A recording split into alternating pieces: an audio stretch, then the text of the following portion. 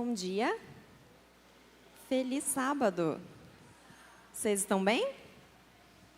Nossa igreja está bonita hoje, não está? Hoje a gente vai ter um culto, já estamos tendo, na verdade, né, um culto especial. E é um culto para as crianças? Também, muito bom. Esse culto é especial para as nossas crianças, mas é especial também para você. Você papai, você mamãe e você também que ainda não é papai e mamãe como eu. Mas um dia vai ser, eu espero, vamos ver. Isso ainda é um projeto em discussão. Mas é um culto especial para todos nós, porque é um assunto que diz respeito à nossa vida espiritual, a de nós adultos e a dos nossos pequenininhos. Gostaria de convidar você a abrir a sua Bíblia para a gente começar conversando nessa manhã em Provérbios, capítulo 23, verso 26.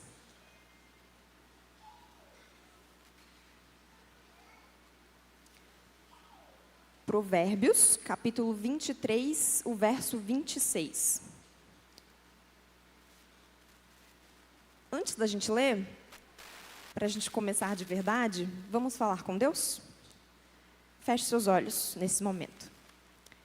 Querido Pai, nós vamos começar neste momento, Senhor, a falar um pouquinho sobre a mensagem que o Senhor separou para a nossa igreja nessa manhã. Eu te peço que neste momento o Teu Santo Espírito esteja com cada um aqui presente. Nos ajude a sermos reverentes e a nos lembrarmos a todo momento que estamos perante o Deus do universo. Pai querido, eu te peço, por favor, esteja comigo, fale através de mim. Que as palavras ditas aqui nesta manhã não sejam as minhas, mas as que o Senhor separou para a sua igreja. Em nome de Jesus. Amém. Provérbios, capítulo 23, o verso 26, é bem conhecido de todo mundo, eu tenho certeza. Nos diz assim: Filho meu, dá-me o teu coração, e que os teus olhos se agradem dos meus caminhos. Você já conhecia esse versinho? Eu tenho quase certeza que todos vocês aqui o conhecem bem. Esse verso ele tem uma característica, é bem óbvia na verdade, de que ele está tratando de uma figura de linguagem. O que significa que ele não está literalmente pedindo o coração de ninguém.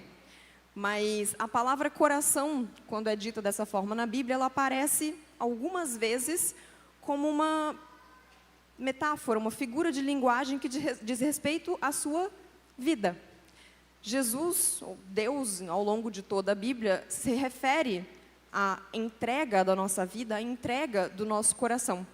E o que ele está querendo dizer é exatamente isso, a entrega dos seus dons, a entrega dos seus talentos, a entrega do seu tempo, a entrega dos seus bens. Deus pede a entrega total da sua vida.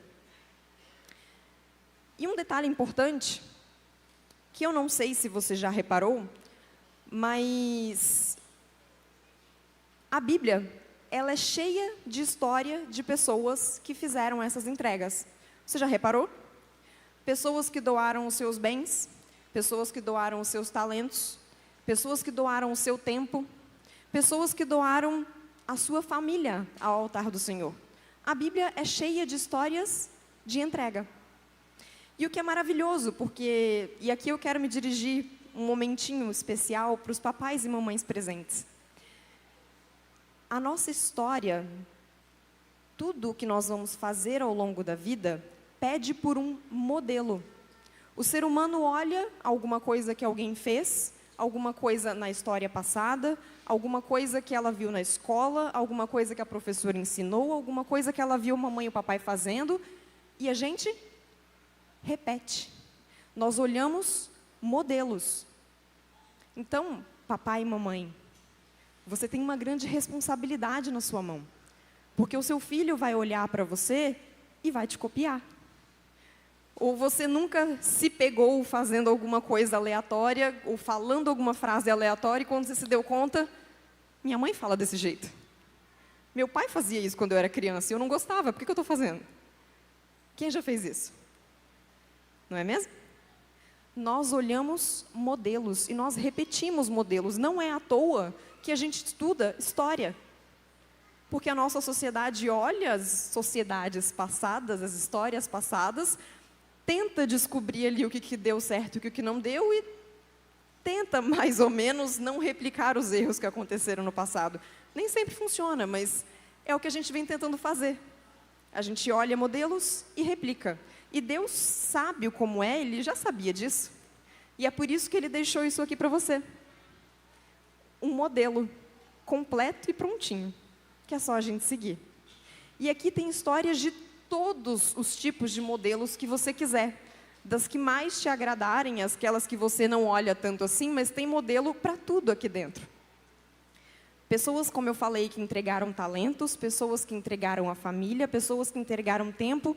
E um dos tipos de entrega que eu acho que é a que mais dói, talvez eu ouse dizer, que é a entrega dos bens, quando mexe no bolso. Martinho Lutero uma vez fez um sermão e ele falou que o crente tem 3 tipos de conversão. A conversão da mente, a conversão do coração e a conversão do bolso. Essa daqui pode ser um problema. Dói às vezes, não é? A conversão do bolso não é um processo tão simples. Para nossa sorte, a Bíblia já estava preparada para isso e ela deixou uma série de modelos para a gente seguir com relação à entrega dos bens, que é... Qual é o modelo bíblico para a entrega dos bens? Eu ouvi ali assim, bem no fundinho. Dízimos e ofertas. É um modelo bíblico. E é sobre isso que eu queria conversar um pouquinho com vocês nessa manhã. O modelo dos dízimos. Eu vou te fazer uma pergunta aqui, você não precisa me responder em voz alta, mas você se considera um dizimista modelo? Assim, nota 10? O que precisa ser para ser um dizimista modelo? Quais as características que a Bíblia me diz que, para eu dizer, eu sou um modelo de dizimista, me copia? Que características que eu deveria ter? E que fique claro, queridos, a gente precisa ser modelo. É bíblico. Paulo disse, como foi mesmo? Sede meus imitadores, como eu sou de Cristo. Nós somos modelos vivos. O que precisa ser para ser um dizimista modelo? Eu vou responder para você. É o que está aqui. Devolver um dízimo fiel de 10% de toda a renda. Pronto, acabou. Entrou a renda, tirou 10%, devolveu, está feito. Se você faz isso, meus parabéns, você é um dizimista modelo. Você já pode falar para as pessoas. Não precisa ter medo, não. Agora, quando se trata das ofertas, o que é um ofertante modelo?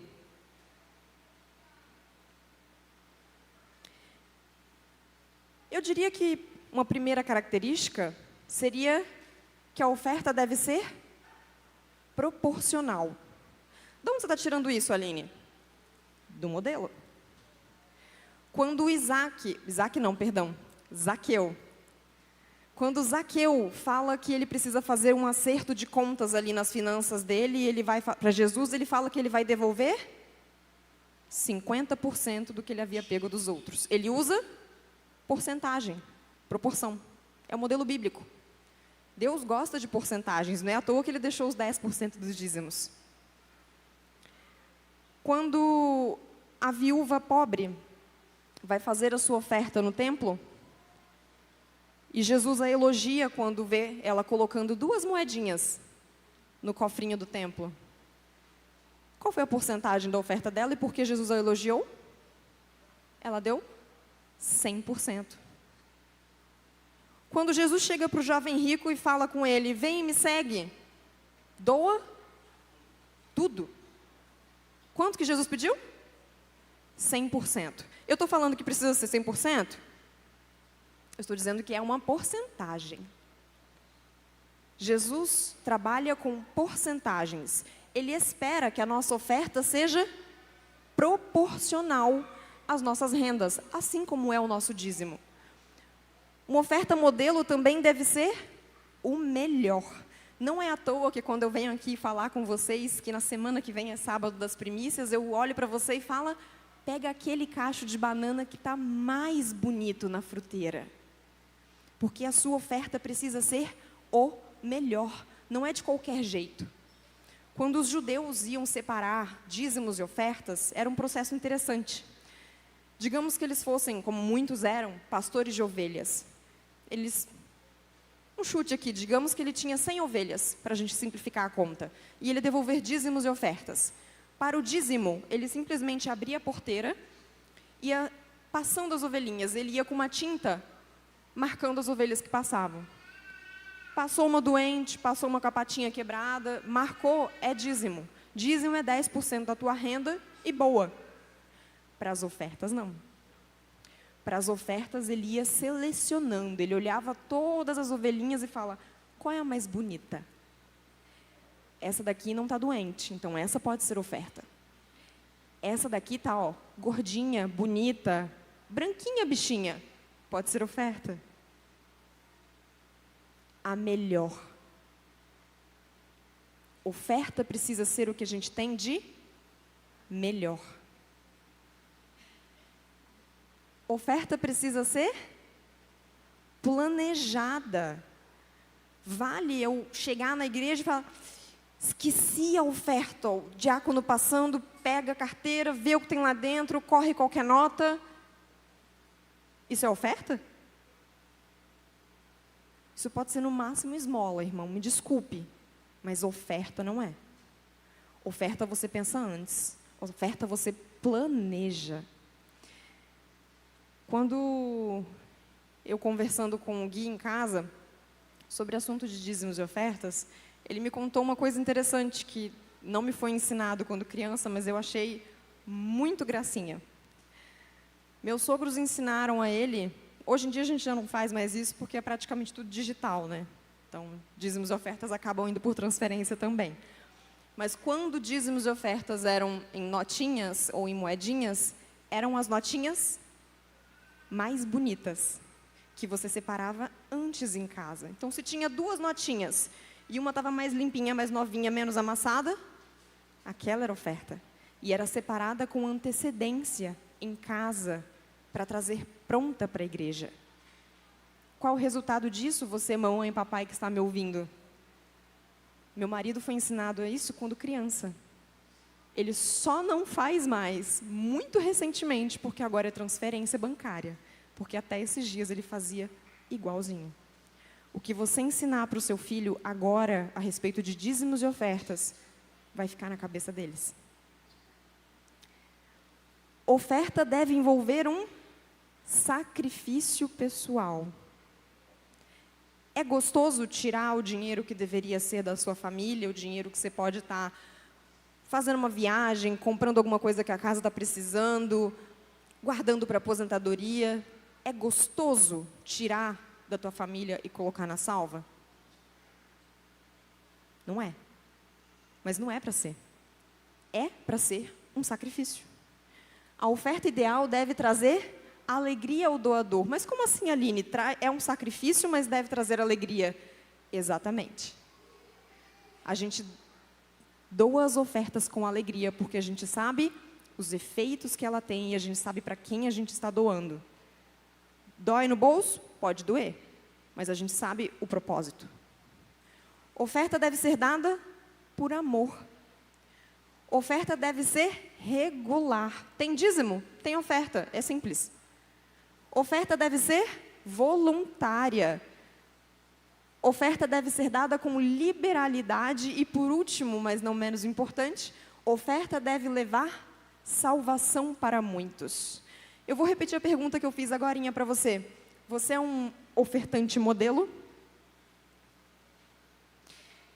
Eu vou dizer uma coisa para você agora, querido, e não me leve a mal, mas é a única coisa que você precisa guardar da mensagem dessa manhã.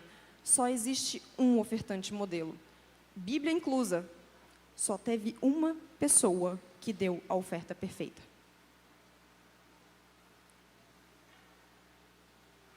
Jesus Cristo.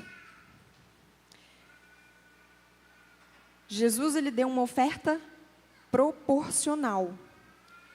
Como assim, Aline? Conselho sobre mordomia nos diz que o abnegado amor de Cristo é revelado na cruz. Para que o homem pudesse ser salvo, deu ele tudo quanto possuía e em seguida se deu a si mesmo. A cruz de Cristo apela para a beneficência de todo seguidor do bendito Salvador. O princípio ali ilustrado é dar e dar. Qual foi a proporção da oferta de Jesus? 100%. Entregando o seu filho nessa única oferta, derramou sobre nós todo o céu. Qual foi a proporção da oferta de Jesus? O Salvador chamou a si mesmo e os discípulos e convidou-os a notar a pobreza da viúva. E aqui um detalhe importante que eu não sei se você sabia, mas quando Jesus viu a viúva no templo dando as duas únicas ofertinhas que ela tinha, as duas únicas moedinhas, ela ouviu o que o Salvador estava dizendo sobre ela. E então soaram aos ouvidos dela suas palavras de louvor. Em verdade vos digo que lançou mais do que todos esta pobre viúva. Lágrimas de alegria lhes encheram os olhos ao ver que seu ato era compreendido e apreciado.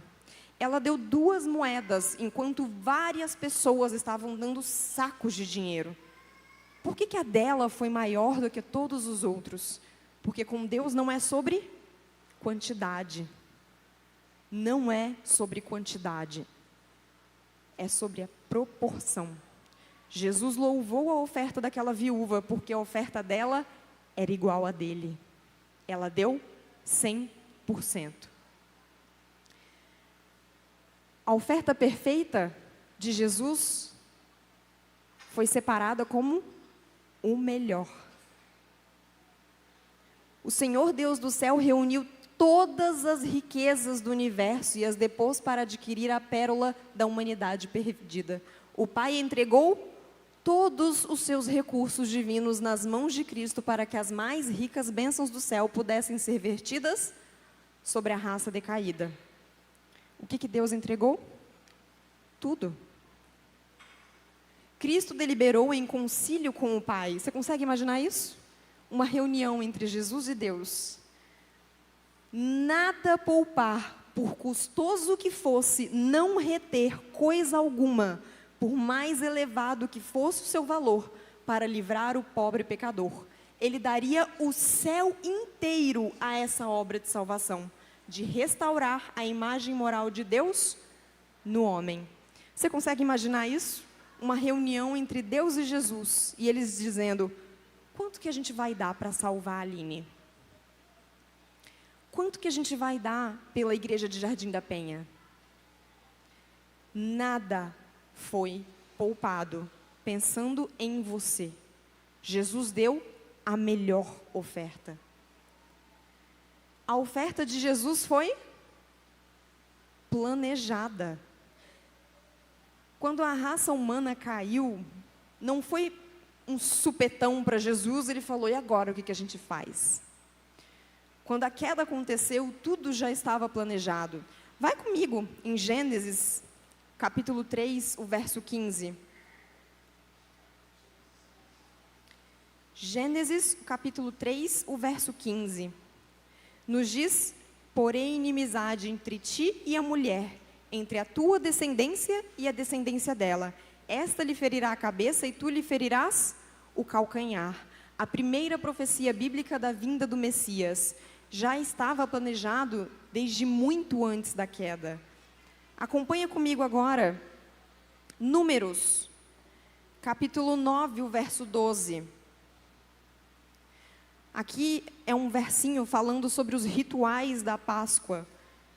E como a gente sabe, a Páscoa era meio que um simbolismo sobre o Messias que havia de vir. E diz: dela não deixaram nada para a manhã seguinte, nem lhe quebrarão osso algum. Uma referência ao fato de que Jesus, apesar de morrer na cruz, não teria nenhum dos seus ossos quebrados, como era o costume da época.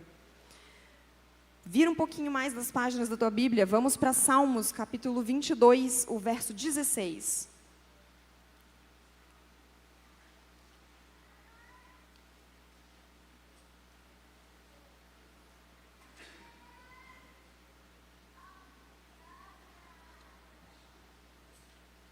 Salmos 22, o verso 16. Pois cães me rodeiam, um bando de malfeitores me cerca, perfuraram-me as mãos e os pés. Eu poderia seguir com vocês, queridos, o restante da manhã. Se você virar um pouquinho as páginas e for para Salmo 69, você vai ver um relato de como Jesus seria tratado na cruz. Em Isaías, capítulo 17, verso 14, nos diz que ele viria de uma virgem. Miqueias, capítulo 5, verso 2, diz que ele nasceria em Belém. Isaías 53 nos diz um relato completo da morte de Jesus na cruz. Eu poderia citar mais de 400, eu não estou brincando, 400 versos na Bíblia, no Antigo Testamento, que fazem referência à vinda e à morte de Jesus na cruz. A oferta de Jesus por você foi mais do que planejada. Nada foi por acidente, nada deixou de ser calculado, nenhuma ponta solta ficou. A oferta perfeita é planejada. A oferta perfeita envolve um sacrifício pessoal. Patriarcas e Profetas fala para a gente que o plano da salvação foi estabelecido antes da criação da terra, pois Cristo é o Cordeiro que foi morto desde a fundação do mundo. Foi, contudo, uma luta, mesmo para o Rei do Universo, entregar seu Filho para morrer pela raça culposa. Foi uma luta para Deus entregar Jesus para morrer por você. Então, meu querido, tá tudo bem se às vezes é uma luta para você tirar do bolso da tua família, tirar do seu salário, do suor do teu rosto, para colocar na salva da igreja. Tá tudo bem ser uma luta, porque foi também para Deus, mas Ele entregou. A oferta perfeita trouxe alegria ao doador. Acompanha comigo em Isaías, capítulo 53, os versos 10 e 11. O mesmo Isaías que eu acabei de falar para vocês agorinha, que contém um relato completo da morte de Jesus. Isaías, capítulo 53, os versos 10 e 11, nos diz: Contudo, foi da vontade do Senhor esmagá-lo e fazê-lo sofrer. Apesar de ter sido dado como oferta pelo pecado, ele verá a sua posteridade, prolongará os seus dias, e a vontade do Senhor prosperará nas suas mãos. Começo do verso 11. Ele verá o fruto do trabalho da sua alma e ficará satisfeito.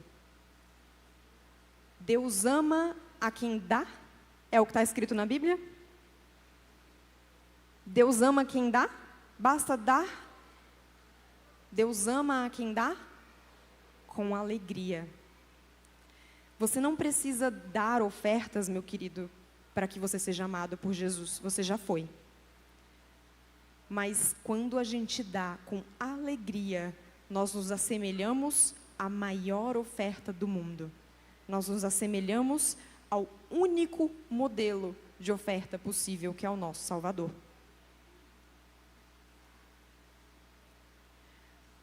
A oferta perfeita, primeiro amou e depois ofertou. Eu não vou nem pedir para você abrir a Bíblia nessa, porque não tem muita graça. Você conhece esse versinho? Como é mesmo?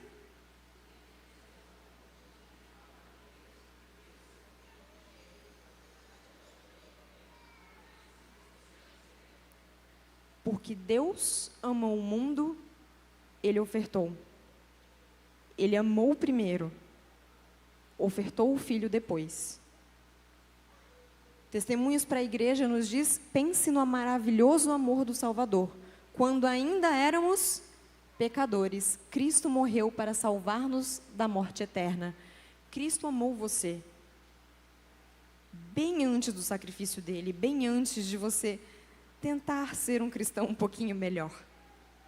O amor de Cristo não é condicional, mas é por te amar tanto que Ele fez essa oferta maravilhosa.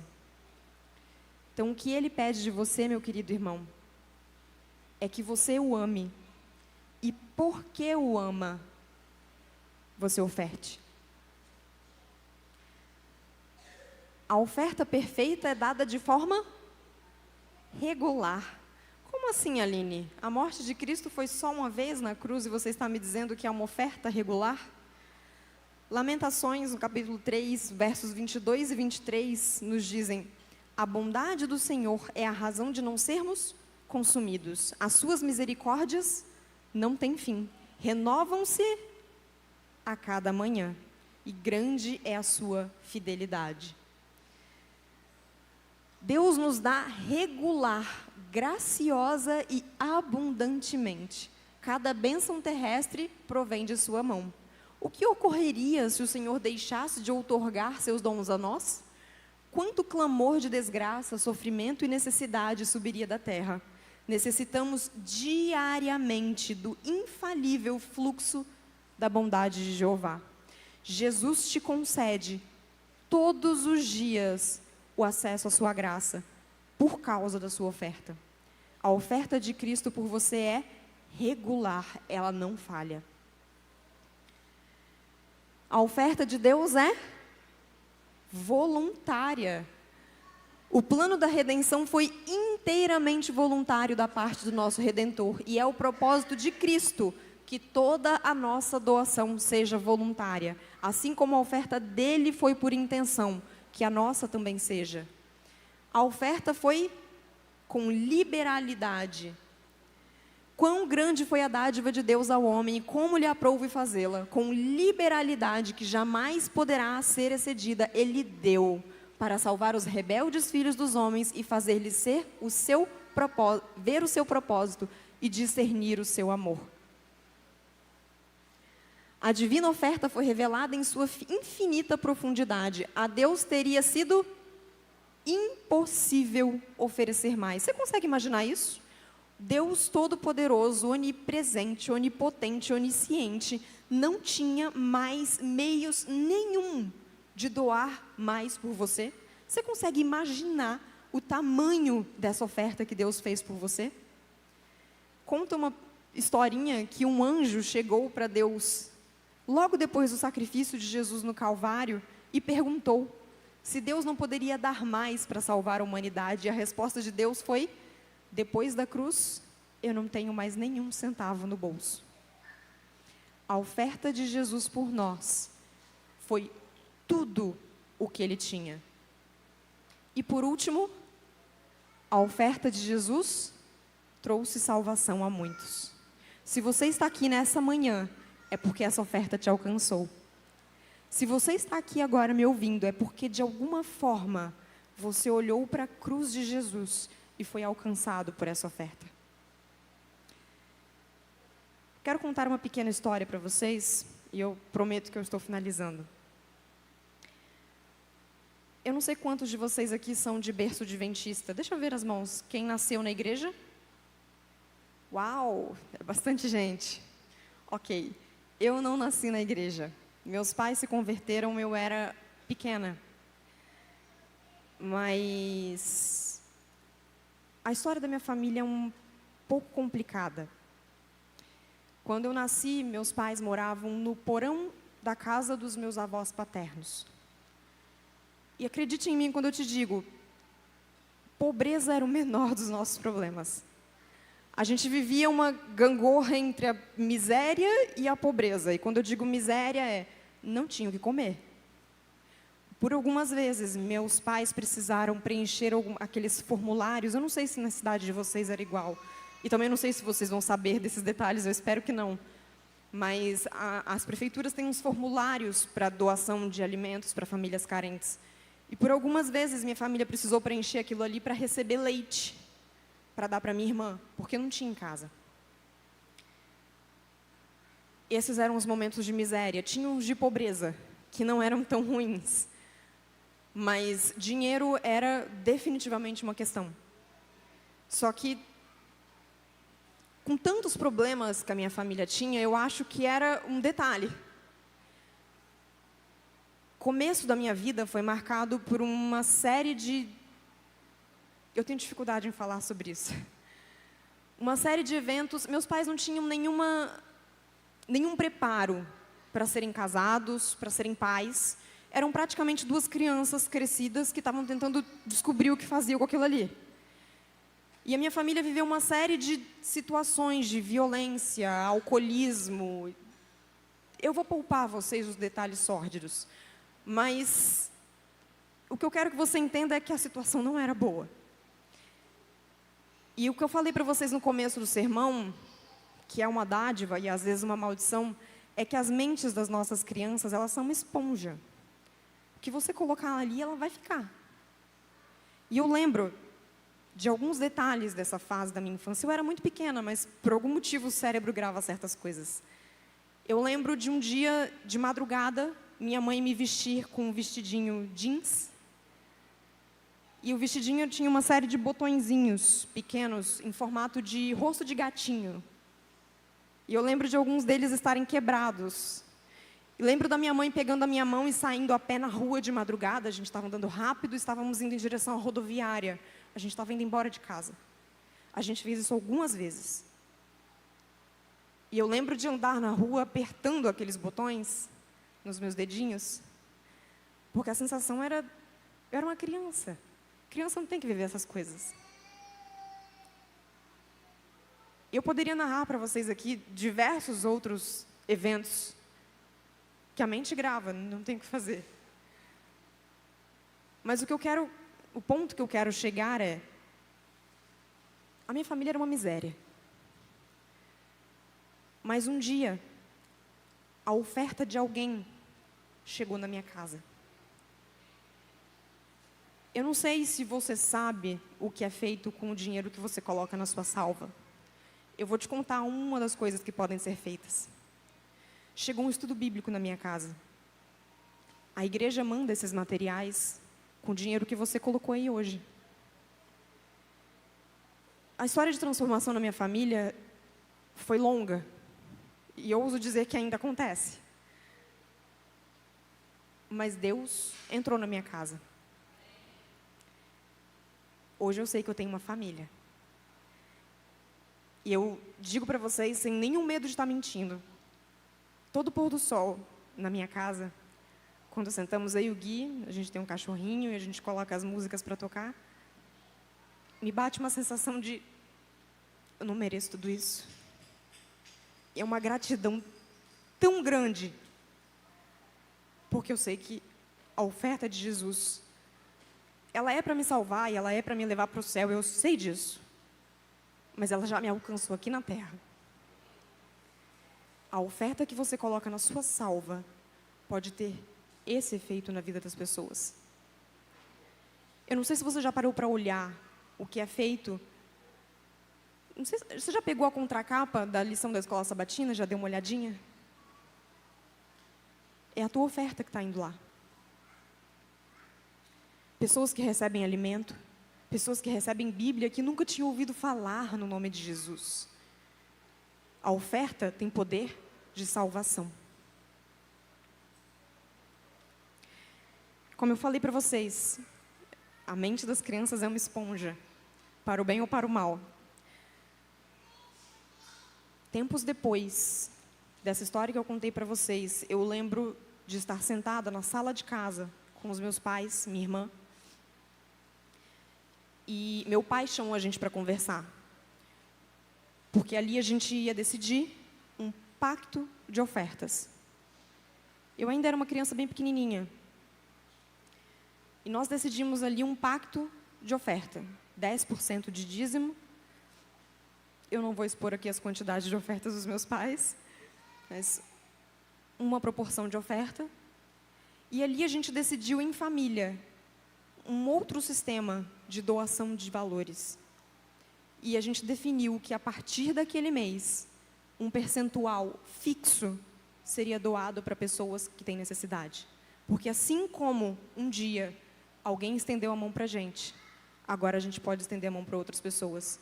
E eu não estou aqui, querido, pregando teologia da prosperidade para você e dizendo que agora a minha família... Não. Depois daquela situação e daquela casinha no porão da casa dos meus avós, a situação melhorou. Mas ainda a gente teve muito desafio. Muito. Financeiramente falando.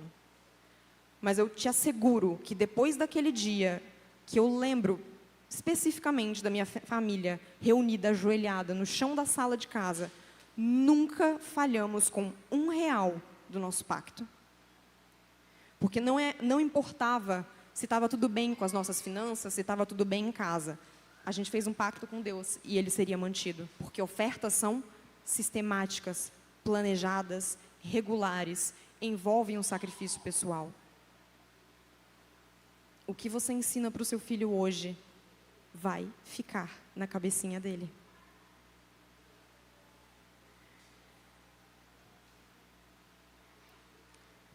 A gente viu aqui que oferta é proporcional, é o melhor, é planejada, envolve um sacrifício, traz alegria ao doador, deve ser dada por amor, deve ser regular, deve ser voluntária, dada com liberalidade e levar salvação a outros. Os primeiros 9 são contigo. O último, a igreja faz por você. Quando você coloca o seu dinheirinho aí na salva, a igreja está te ajudando a levar salvação a outras pessoas. Eu não sei quem deu a oferta que um dia virou um estudo bíblico que chegou na minha casa. No céu eu vou descobrir. E eu te garanto que quando a gente chegar no céu, vai ter bastante gente lá que foi atingida pelas nossas ofertas aqui de Jardim da Penha. Amém? Eu quero conhecer essas pessoas. Eu quero olhar nos olhos delas e saber que eu pude contribuir de alguma forma a levar salvação à casa dela. Eu não vou pedir para você ficar em pé e fazer um apelo todo especial, para a gente fazer um pacto aqui junto agora, mas eu quero conversar com você nesse momento um detalhe importante. E eu vou chegar pertinho de você. A gente está falando aqui hoje sobre valores eternos. Eu falei para você diversas vezes que o que você falar para o teu filho vai ficar. Eu espero de verdade que você ensine essa criança. Meus pais fizeram algumas cacas ao longo da trajetória, mas eles fizeram algumas coisas muito, muito boas. E me ensinar o valor disso daqui foi uma delas. Faz isso pelo teu filho. Senta em casa, você, teu marido, avô, avó, pai, mãe, chama as crianças, chama os primos. Seu filho vai receber isso daqui no final do culto, que vai ajudar ele a entender um pouquinho sobre como é que se divide dízimo, oferta, da mesadinha que ele ganha. Mas isso aqui é só um detalhe. Isso aqui é só para ele aprender um pouquinho. Mas o que vai realmente ensinar o teu filho é o que você faz. Então, meu querido, conversa com Deus. Chama ele para uma conversa especial e faz um pacto com ele. Define o teu percentual. Eu não vou me meter nessa parte. Mas você sabe a oferta que ele deu por você. Você tem um modelo. Está tudo pronto. É só a gente seguir. E um dia a gente vai chegar no céu. E por causa disso aqui, e do que as nossas crianças aprenderam hoje, e do que você vai ensinar para elas em casa, a gente vai encontrar uma galera lá. Amém?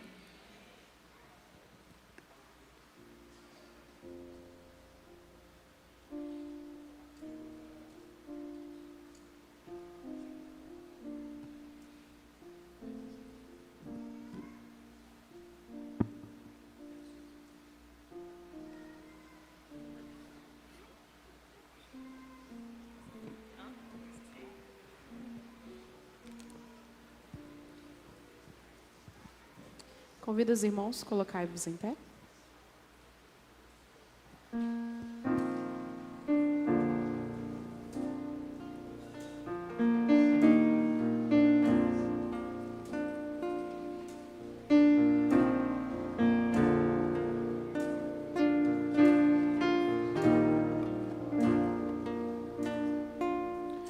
Na oração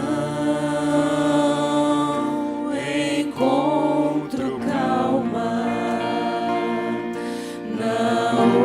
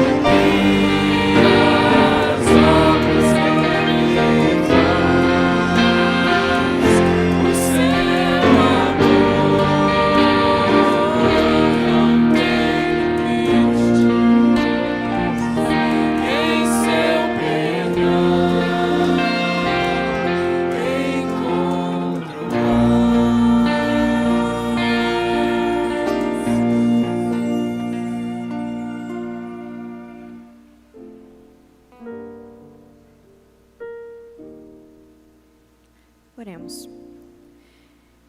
Grande Deus e eterno Pai, muito obrigada, Senhor, pela oferta que um dia foi feita por nós. Nós te agradecemos porque o Senhor não poupou nada para salvar a tua igreja. Nós estamos aqui nesta manhã porque reconhecemos esse sacrifício e queremos te dizer, meu Deus, que estamos com os olhos fixos na cruz do Calvário. Muito obrigada por ter deixado para nós o modelo de oferta que o Senhor deixou. Nos ajude, meu Deus. Às vezes é difícil. Às vezes a gente tem dificuldade de organizar, às vezes a gente tem dificuldade com as finanças da casa, às vezes a gente tem medo. Mas a gente sabe o Deus que a gente serve. E a gente sabe que a gente pode contar com o Senhor. E é por isso que eu quero dizer neste momento, que a tua igreja vai, com a família, hoje à tarde, fazer alguns pactos com o Senhor. Ouça a voz da tua igreja, meu Deus.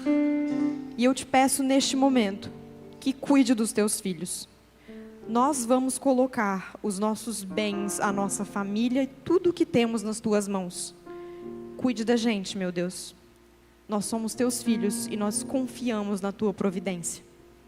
Nos ajude a mantermos os olhos fixos na cruz. Não deixe que a gente olhe para o lado, não deixe que a gente olhe para o nosso irmão que às vezes não está fazendo aquilo que o Senhor pediu. Não deixe que a gente olhe para quem está aqui na frente, que é tão falho, tão pecador. Não deixe que a gente olhe para a liderança de igreja, não deixe que a gente olhe para pastor, não deixe que a gente olhe para nenhum lugar, meu Deus, que não seja a tua cruz e a Bíblia, que é o modelo que o Senhor deixou para a gente. Por favor, meu Deus, nos ajude a nos mantermos fiéis até a volta do Senhor Jesus. Em nome e por amor dele. Amém.